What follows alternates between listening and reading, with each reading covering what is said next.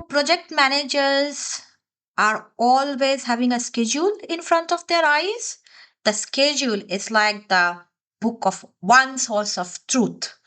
And this timing, changing the master schedule is the one through which we usually manage our entire project, especially in classic waterfall systems. So, my toddler also has a master schedule. She schedules her biggest requests exactly when I'm presenting to senior leadership. Precise, unstoppable, and always punctual to the point. Welcome back to Project Manage This Mama.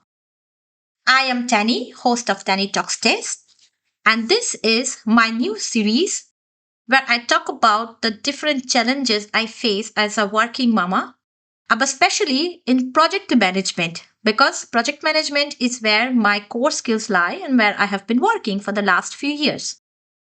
And I decided that my daily life is so much like a project, ongoing, highly complex, dynamic project, that let me see the fun in it and how I can transfer it as a real life working project in progress that will probably keep working for the rest of my life. So, I am your host. I'm a project manager. I have delivered street releases, I have delivered homologations, complex international projects, and yet nothing has tested my risk register like a 2-year-old with a passion for things that she should not eat. Like, for example, ice cream when she's coughing like crazy. And she has a zero laptop in bed policy. No, no, no, no. Cuddles. She is very mindful. I have to say that. You cannot multitask. You cannot mix cuddles with writing on bed or reading on bed. That was the biggest challenge I had when I was doing my IPM level C, because I had no other option. I was on a timeline. I needed to finish my report. And what to do? I would put her to sleep beside me and then I'll write on my laptop. I will take her to bed and then I will write beside her. She did not like that at all, but she adjusted and she cooperated. So she is also a flexible stakeholder when she wants to be. She is, though, my toughest stakeholder. She may be flexible when she wants to be, and she loves me to the world's end, but man, she makes me go through hoops of negotiation and a lot of conflict resolution and a lot of snack and TV time based diplomacy. Yes, I also do that. I also let my kid watch quite a bit of TV when there is no other way. And she knows how to use this as a leverage to the fullest. Anyway, I've met stakeholders who wanted weekly dashboards, quarterly savings, daily miracles. But this brilliant one, she is resistant to bedtime autonomy. Mommy always has to be there. From 6 p.m. onwards, it's mama time. When she was even smaller, it was 5 p.m. onwards. So yeah, working and managing schedules while managing the toddler, it has been a unique balancing act of walking on the rope for a long time. And she has the flawless timing. It is always the moment as I share my screen and say the words, as you can see on slide so and so, that she used to announce with urgency that diaper needs to be changed right now. And now that we do not have diaper anymore, we're potty trained. It's exactly in this moment that she's so hungry that she can barely wait. She has to eat. She cannot wait a second more. Or she needs to go to the bathroom and somehow she needs mama for moral support because I'm your baby. And well, what can mommy do? Mommy has to choose which is a must have and which is a should have. Always the Moscow list running on my head. She is without question my ultimate stakeholder. In project management, we are taught to identify stakeholders early, assess power and interest, map the project stakeholder matrix, and communicate expectations. I have done it all. I have done SWOT analysis. I have done power, interest, and matrices, so marked analysis. I have done proper communication plans. I have set it up, I've set up my governance. But what do we do when a high power, high interest stakeholder who refuses to nap on the day you are sick and desperate to get 1 hour of work done? But what do you do with a high power, high interest stakeholder who refuses to cooperate on the day she is at home sick, that she will not nap, not even TV? At that moment, she has to sit on mama's lap and cuddle while mama really urgently needs to finish the presentation which she has to present in the second half of the day. Scope creep.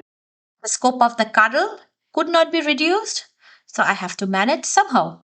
This is the stakeholder who will abandon the entire morning routine because I dared to put toothpaste on her brush. Because how dare I am so big and self sufficient now.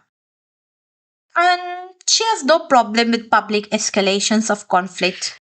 And that is okay because she's still in the age where she's still regulating her emotions. It is up to me as a mother, up to me to understand that because she cannot meet me halfway yet. Textbook says align incentives, communicate clearly, set expectations. Reality says make sure her favorite snacks are ready, lower your center of gravity, your voice soft. Here, it's what I have learned from my most demanding boss to date. Stakeholders don't always solutions. They want to feel heard.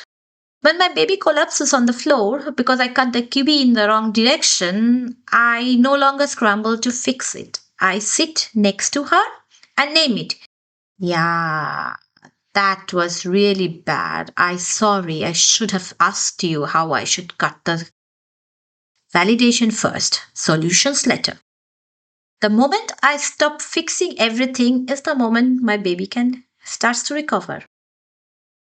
Over communication is key and sometimes just useless.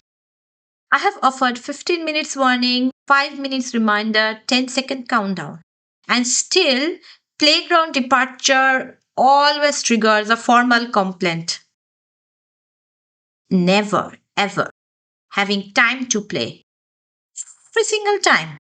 The lesson is not to stop communicating, it is to stop expecting communication alone to change feelings. My job is to steady the transition.